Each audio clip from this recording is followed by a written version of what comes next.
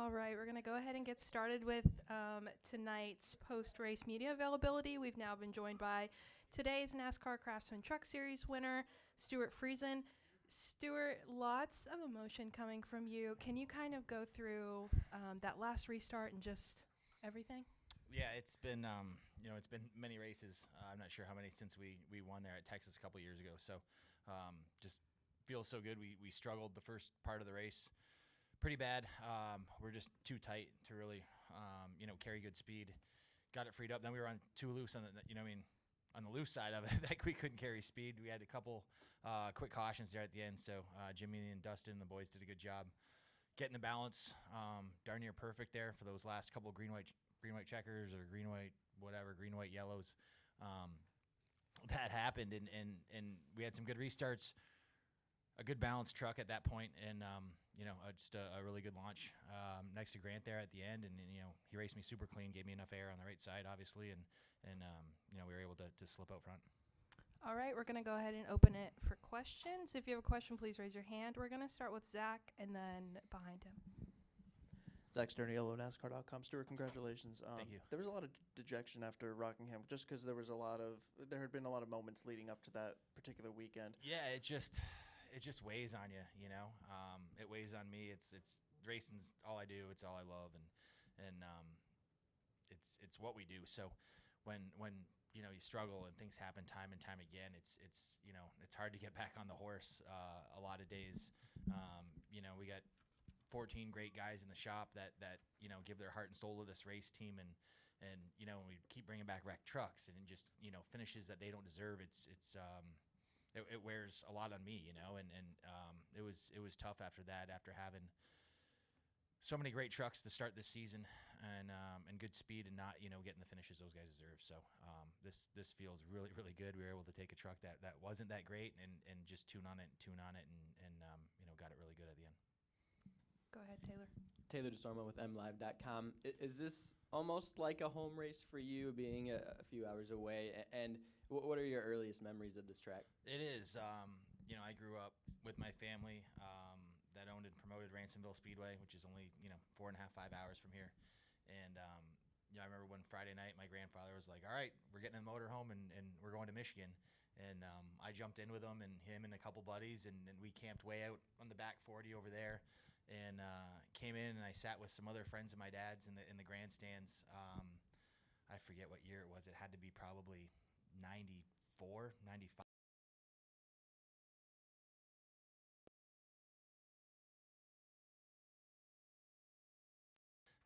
That was my first time here, and never thought in a million years, I would be here, let alone racing or or in victory lane. So it's been many years, and a lot of great memories and a lot of great people that have been behind me, for so long to get us here. Additional questions for Stewart? We'll go to Chris and then Bob. Chris, catchfans.com. Stewart, how much does your season change now that you're in the playoffs, and how do you change your focus moving forward to try to get your guys yourself ready for that playoff run? Yeah, this is definitely a game changer. With the amount of points we lost here over the last month or 2 months, it puts a lot of wind in our sails. Like I said, the guys have been working so hard to prep for the playoffs, and we talked in the hauler. It was like, all right, is this?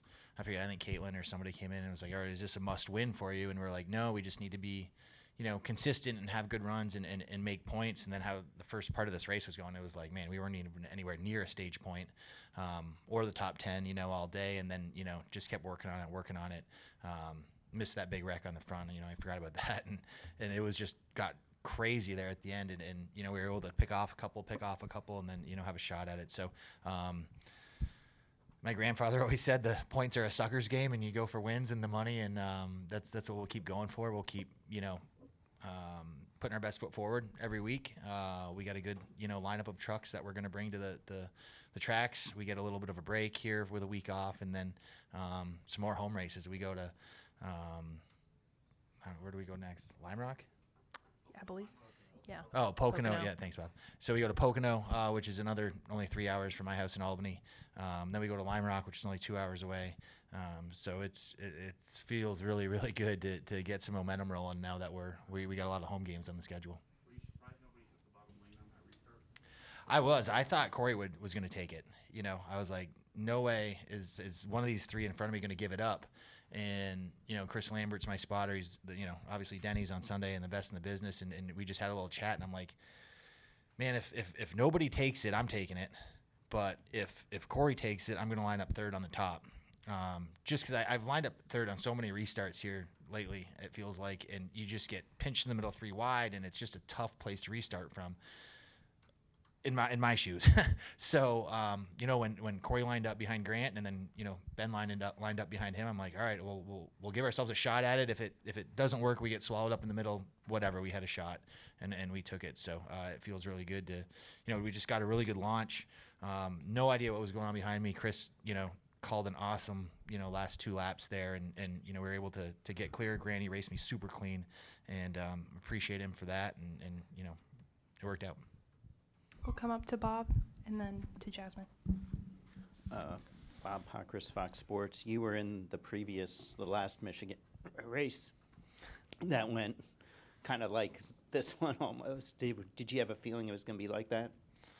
As far as the chaos at the end, or just the long the run? chaos at the end. No, I didn't. You know, we went so long with really no cautions. Everybody got single file. You know, we were in the back just fighting dirty air and fighting the balance of our truck for so long, and it was like, I'd look up and I'm like, man, everybody's just kind of like spread out. You know, nobody's really getting runs or forming up enough energy to make runs. And I'm like, all right, this thing's just gonna, you know, go to the end. We're gonna have maybe a green flag stop, you know, in the last stage, and then it's gonna go. And then, you know, just started getting wild there, and that's when we were able to capitalize on that. You know, work on our truck and have a shot at it. And like at the start of the overtimes, did you ever thought that you could win this thing? Like, I mean, were you like, okay, there could be a couple? And after our last pit stop, and we fired off, and we had like 1 corner through 1 and 2 before, I forget who wrecked somebody, and it was like, oh, all right, now I got a balance. Now I got something I can run wide open and be confident in. And then I was like, okay, we got a shot as long as we can time the runs right and get the right runs. And, you know, yeah, after that, I thought we had a shot at it if it went right, and it worked out for us, and it went right. Evening, Jasmine Sharp with the podium finish. How important do you think overall it is to have that strong bond with your fellow crewmates and all that when it came to it? I mean, it had to be just crazy going from wreck to restart to wreck, and being able to have such a great spotter to be able to guide you through that. Yeah, it's awesome. Our team is super tight. You know, we all go out for dinner together when we're on the road. That's something, you know, I'm proud of, that the guys actually want to hang out with me. So that's cool. And yeah, we do it every week. You know, when we're together in the shop, we go for beers together, and it's a tight group. You know, bringing Jimmy and Dustin on at the beginning of last year, you know, has been awesome. It's been, you know, Jimmy's put in so much work. So I'm just so proud of him, and thankful that he's getting some reward out of his toil. You know, it's just, he's been beat down. I've been beat down.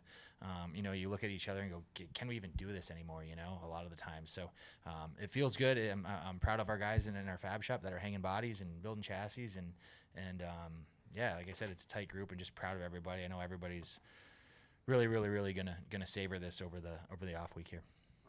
We'll come up front. Kevin Schwarzy, Stock Car Facts.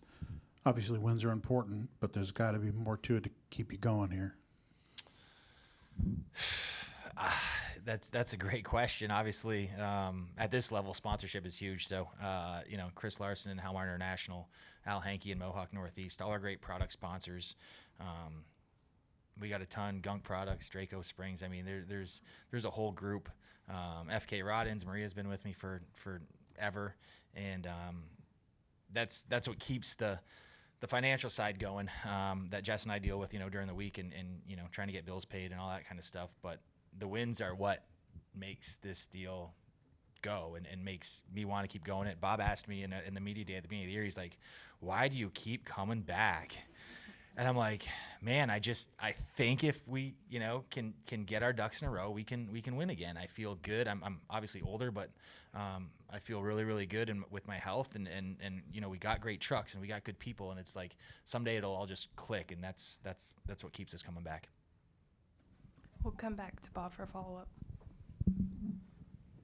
So does making the playoffs and being 10th in owner points, is that financially, I mean, does it make any significant difference? Absolutely. Being in the playoffs is huge because if you're not in the playoffs, you know, you're not getting any TV time. You're not getting coverage. I mean, the playoffs are what drives, you know, the excitement level of the sport at the end of the year. So for us to have a shot and be part of that group, to start, you know, with a win no matter what, that's big for the race team. It's big to attract more sponsors. It's big for the sponsors we already have, and you know, something we missed out on the last couple of years. So it feels good to you know, go into the postseason and have some eyes on us, and hopefully we can perform. Any final questions for Stewart? All right. Congratulations. Thanks for spending some time with us. Thank you guys very much.